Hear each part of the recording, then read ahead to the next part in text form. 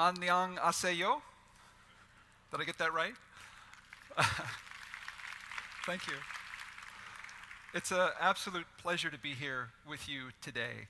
At Google, we believe in the power of technology to make the world better. And since our founding, we've ambitioned to do that with products like Google Search, which organizes the world's information and brings it to you wherever you are. Or Google Translate, which unlocks the ability for you to communicate with millions, even billions of people, and helps you say hello in a foreign language. Or Google Photos, which helps you find those forgotten memories deep in your digital archives. And as proud as we are of the impact that these apps have had on our world, we're humbled at what's not done. We're humbled at the opportunities in front of us. And that's why it's so important to us to be on a mission to make developers successful. Because it's only by working together that we can realize the impact on the world that we need to in the future. I want to talk to you a little bit about one example in which Google is innovating and making those innovations available to developers in a really powerful way. I want to talk to you about machine learning for a moment. Now, machine learning's a new phrase that we've introduced recently as an industry because everyone laughed at us whenever we talked about artificial intelligence. But it's really the same concept. And this is the technology that's behind things like Google Photo being able to find a really specific memory. In this case, my kids at a park on a toy car, even though I haven't trained it in any way, it somehow knows this. It's the technology behind AlphaGo, the series of matches that were played just, I think, 4 blocks down the street at the Four Seasons Hotel recently. It's the technology that empowers Google X's self-driving car project, which is now up to, I think, 1.5 million miles and counting. Machine learning is what's enabling these breakthrough technologies. And at Google, we've open sourced our machine learning framework and made it freely available to developers worldwide. We've done it in this project called TensorFlow. And what TensorFlow does is it lets you define a model, a domain-specific data model, and then you run tons and tons of data through these models that you've defined. And over time, patterns emerge. And these patterns are the basis of these inferences that occur when, for example, your system sees a photo it's never seen before and knows what's in it. Or your system detects an object in front of a vehicle and knows to either slow down, avoid it, or drive past it. And so we've open sourced this and made it available, but we've also created another series of products called Google Cloud Machine Learning so that you don't even have to bother with figuring out how to deploy your own servers, and you don't have to worry about hosting your data. We handle all of that for you. And so it really becomes an easy-to-use, high-level service. But then we've built on top of that, and we've created a series of really easy-to-use APIs that give you machine learning in a very, very simple way. For example, with Cloud Vision, we make it really easy for you to just submit a photo and understand what's in it. With Cloud Speech, we make it really easy for you to parse an audio stream into text. And of course, with Translate, to translate in between 2 target languages. And you don't have to know anything about machine learning. You can just use these in a very easy way. And then at Google I/O this year, we revealed that we've created custom-built hardware. We call these Tensor processing units that are custom-built to be super efficient at executing machine learning computation. And we've used these ourselves in a number of our production projects, including the AlphaGo DeepMind project. And we shared at Google I/O that we're working to expose these through Google Cloud so that you can take advantage of this super advanced technology yourselves. And so for me, this is a great example of how we've innovated and brought cutting-edge tech to market in our products, but then we've worked really hard to share all of this technology with developers in a number of ways so that no matter whether you're a hobbyist developer who really doesn't have the time to figure out any of this stuff, or you're a big company looking to build out your own infrastructure, we have an offering for you. In the next few minutes, I want to talk to you about some of the other announcements that came out of Google I/O that I think may be of interest to you and that can help you have a larger impact on the world. I'm going to do this in 3 categories. I want to talk to you about what we're doing for the web. I want to talk to you about what we're doing with Android. And I want to talk to you about Firebase. Let me start out with the web. So, as the world's most ubiquitous software platform, the web has long played a critical role for all of us. And we think it's super important that the web continues to be a strong, open, and vibrant platform for the world. And to that end, we make investments in a number of different ways. We're very active with the standards bodies throughout the world to push forward standards that all browsers can use. And then we work really hard to create the best implementations of these standards that we can in the Chrome web browser. And then we open source all of this development work through the Chromium family of open source projects, notably the Blink project, which is our state-of-the-art web rendering engine. And I want to talk to you a little bit about what we're doing with Chrome. So we passed a really important milestone recently, and we shared this at I/O, that we have over 1 billion people engaging with Chrome Mobile every month. And so we've been working really hard to make the mobile web as good as we can. And we've done that in a few ways. With Chrome itself, we've added a number of new technologies to make mobile websites really sing on mobile platforms. To summarize some of these, we recently added passive event listeners, which is really important to get high frame rates. What happens is, as you scroll a web page, that web page can fire events that JavaScript code can respond to. But the problem is, the browser can only execute a single thread of code at a time. And so if those events contain long-running code, the entire web page's performance can be impacted.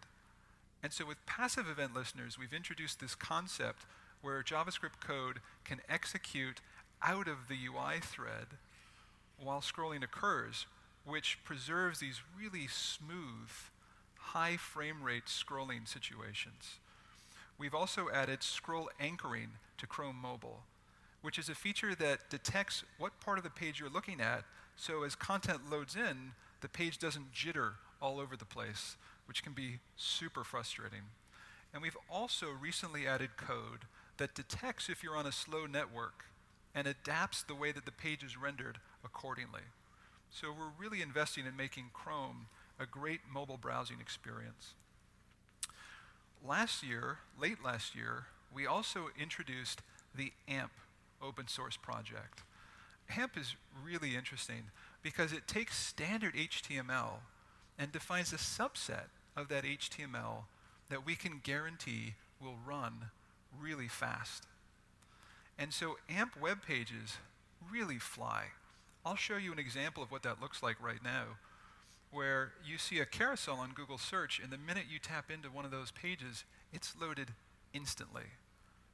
This is a pretty fantastic experience if you spend any time waiting for pages to load. Now here in Korea, I think your connectivity is so great, you may not even know this problem exists. But for the rest of the world, it's a significant problem.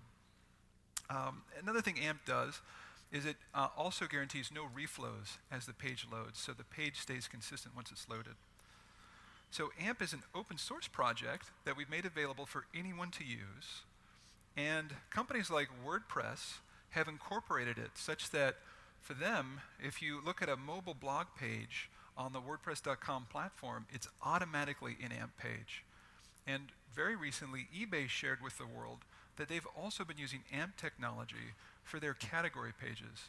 So you can go beyond content-oriented experiences into more interactive experiences with AMP, and these pages just fly on mobile. It's really exciting.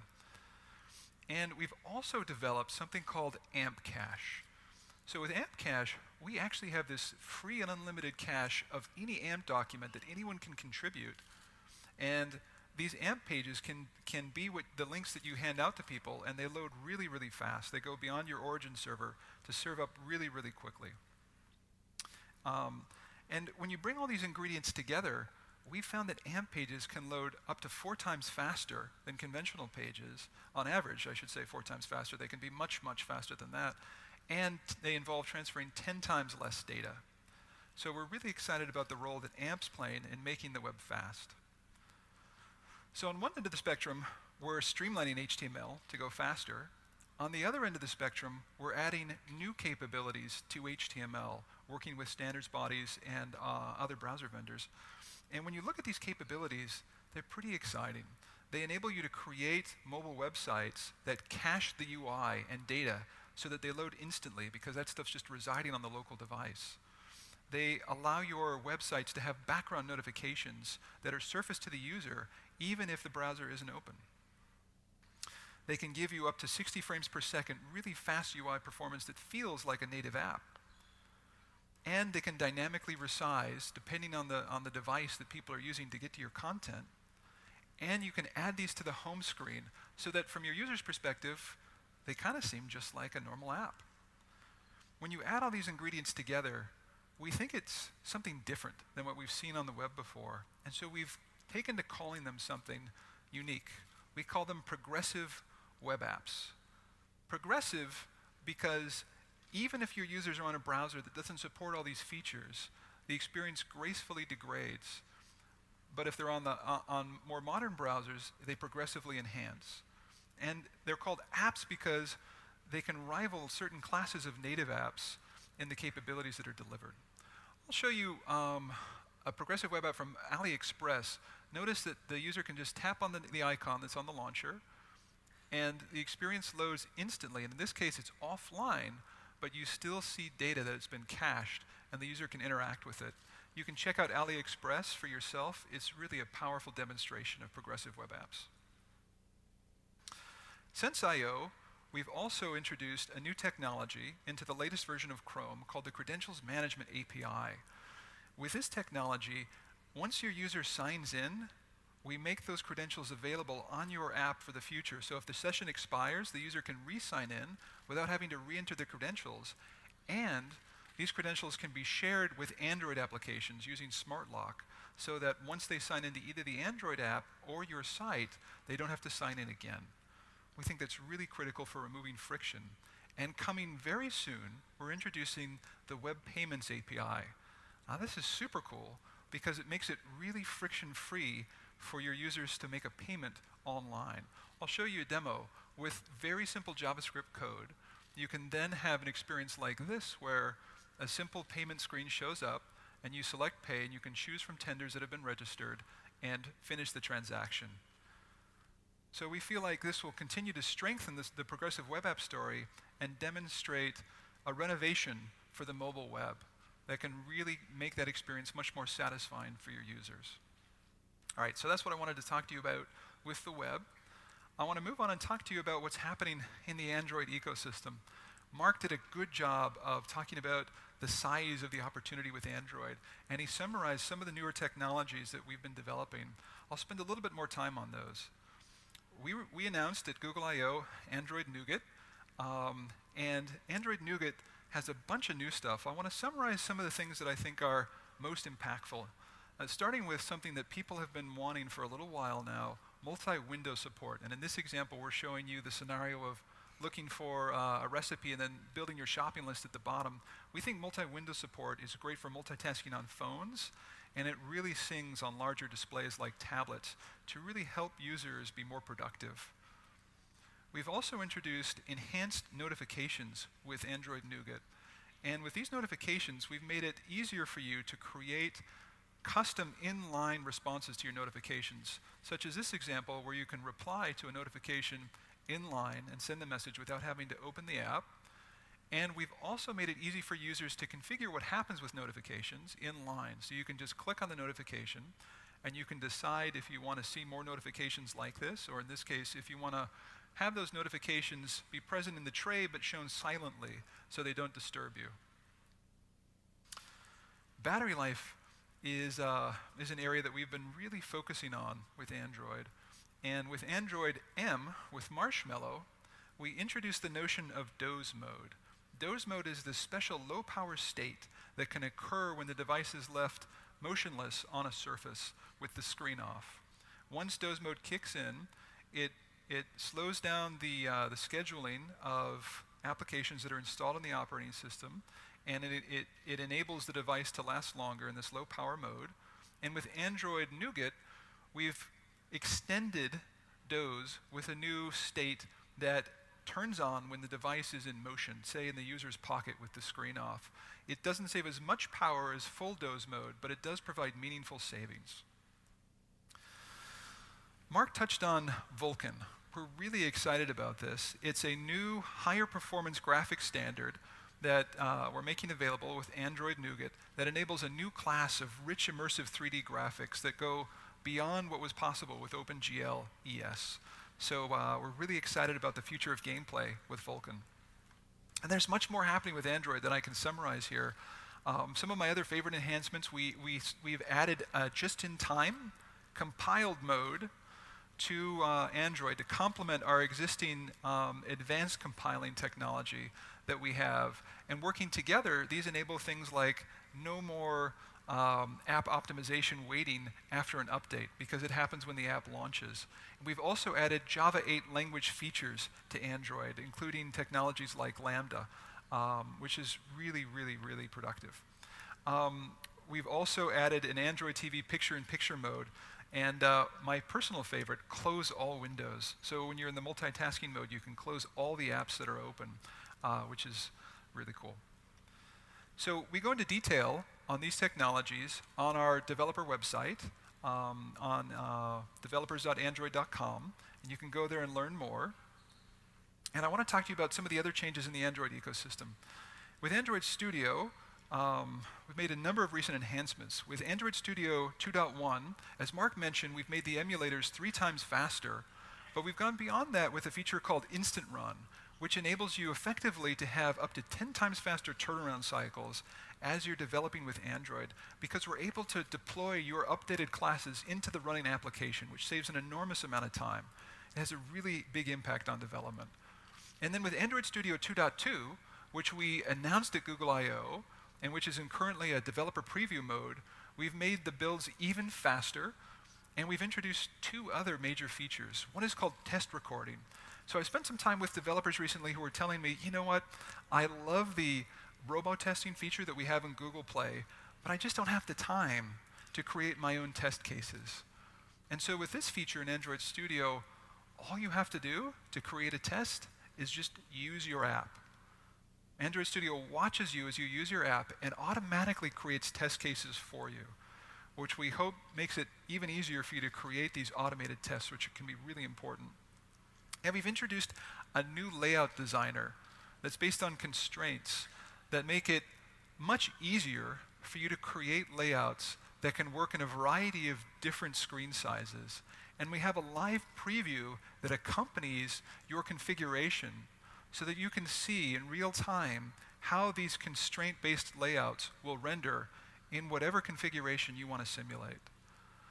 Now with Android, we've been hand-coding layouts for a long time, but we think this feature has the potential to change the way that you do your UI design and make you much more productive. So with Google Play, Mark did a fantastic job of talking you through some of the updates here. I want to summarize a couple of my favorites, but there are a bunch of sessions here that go into more detail. We have a beta program in Android Play. I love this because it lets you engage your users really early on and get early feedback. And we've made this even better. We've made it easier for your users to opt into the beta program, and we've even given them a way to deliver feedback directly to you through this interface. And we have over 60% of the top 1,000 developers in Play using this feature right now. It's a great way for you to optimize your application before you release it generally. The other thing that I really love that we've done is we've made it easier for you to understand how you compare to other people. So we're able to construct different categories that have impacted your app's ratings. And we give you details on how other peers in your category rate along these same rankings, so that you can look at this and get a feel for how you're doing relative to your competition and what areas you should focus on. Because we let you know how big an impact these are having on your overall rating. So that's a quick taste of what we've done to Google Play. Ton of innovation happening there. Daydream. So Mark mentioned that we had the Google Cardboard project. Cardboard has been a really fantastic journey for us. It started about 2 years ago as a pure experiment. And over that time, we have seen the power of giving low-cost, highly accessible VR to the world. One of my proudest outcomes of this is our Google VR Expeditions program, our Cardboard Expeditions program, where we give a classroom these cardboard goggles and some software that lets them explore the world in an immersive way. When you can make this really low cost and ubiquitous, it really has a very big impact.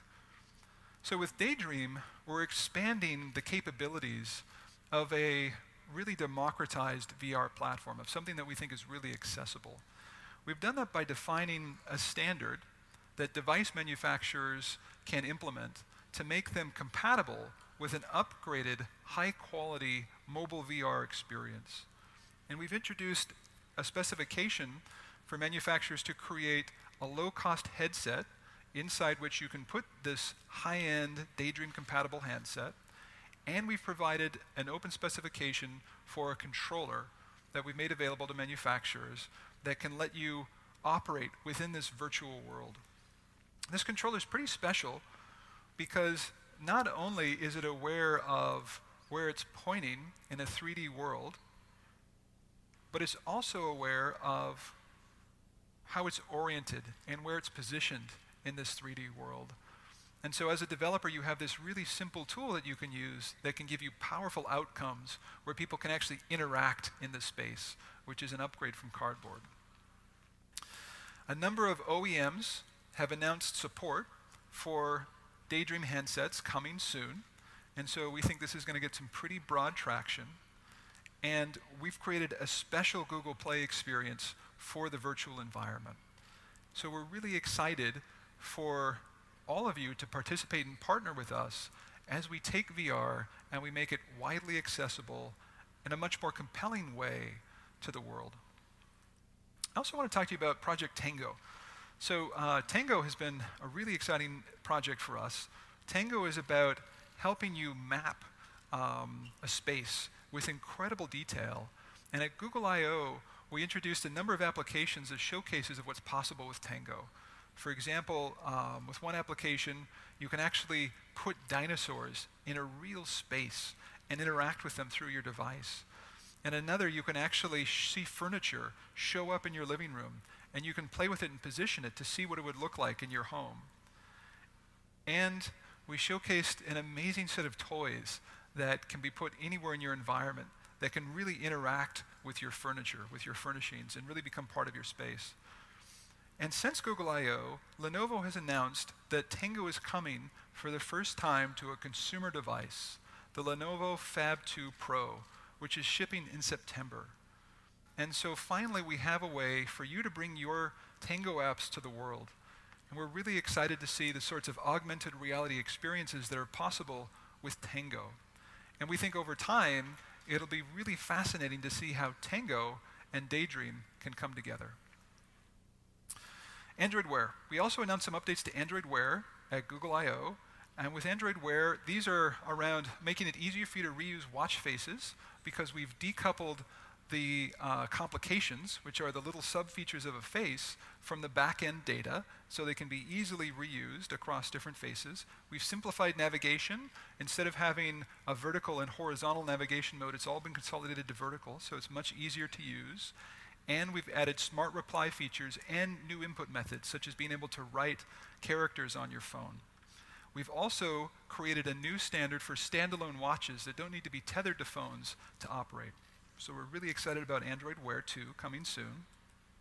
And we talked about instant apps at Google I/O. Now, with instant apps, with this demo, you see that you can click on a link and you can load an app instantly. And you can share links that lead to these apps anywhere you can share a normal URL. We think this is an interesting technology. It's currently in the experimental phase. We're working with a small number of partners to figure out all the details of how this should work. But what we shared at Google I/O is that we think this is really exciting because it can take your apps in a whole new direction. With instant apps, instead of having to go through the App Store installation process, your users can get to your apps directly through that URL. We'll announce a broader EAP program for instant apps when we're ready. We really want to make sure we take the time to get this right because we feel like it can have a really big impact. So that's Android. We've got a lot of really cool projects happening there. We also introduced the Building for Billions framework at Google I/O. So what we found here is with web and with Play, you can now distribute your experiences to users almost effortlessly all over the world. But a lot of developers come to us and ask for help understanding how they can adapt these experiences to be really relevant to all the different cultures in which they're deploying these apps. And so with this Building for Billions framework, we've created a series of materials that are available on our developer website to help you understand best practices to address all of these issues that occur when you deploy applications to such a broad landscape. They include advice for how to handle intermittent network connectivity for situations such as subways that don't have great network coverage, highly variable smartphone capabilities, content in local languages, and how to get efficient battery use.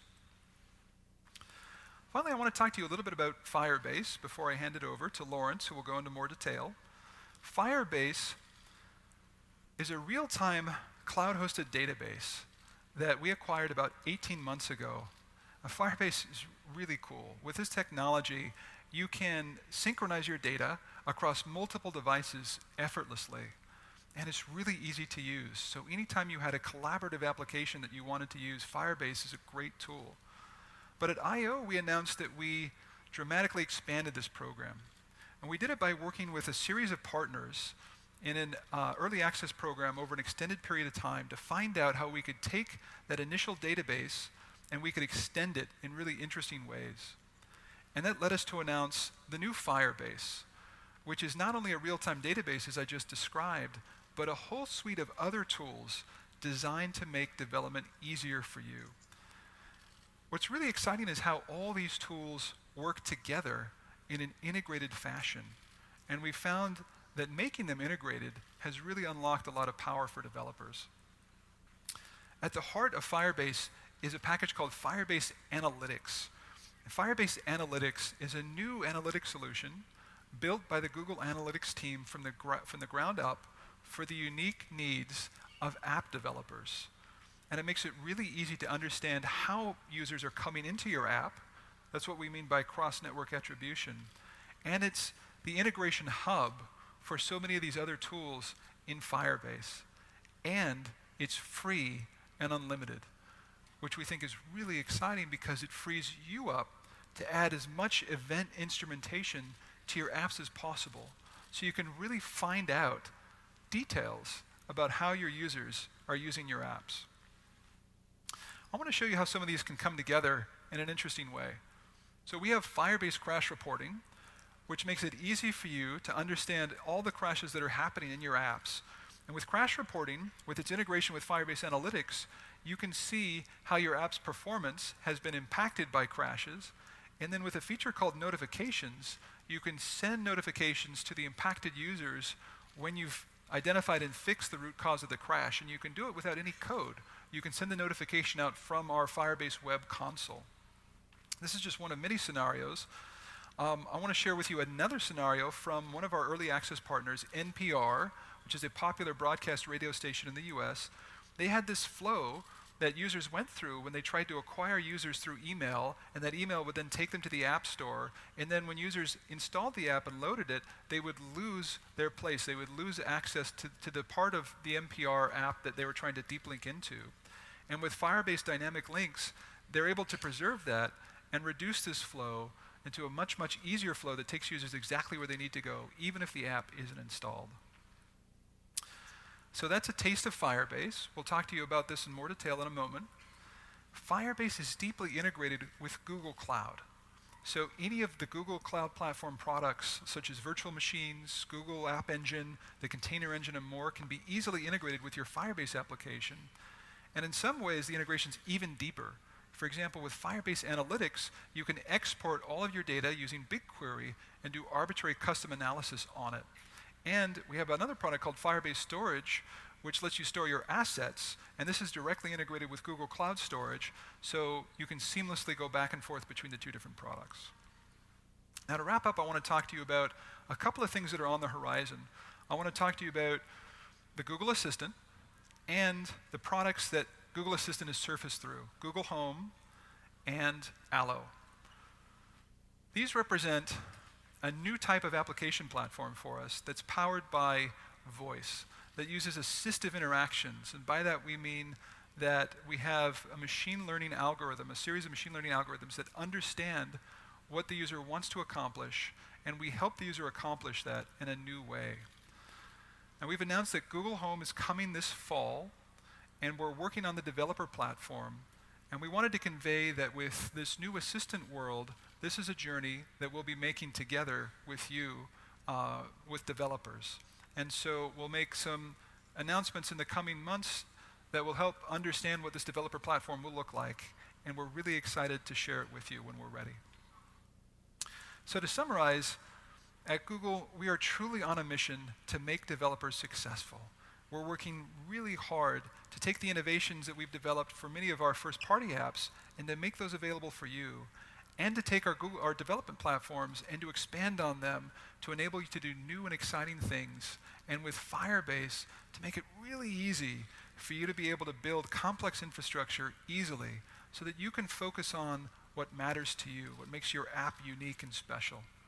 Thank you very much.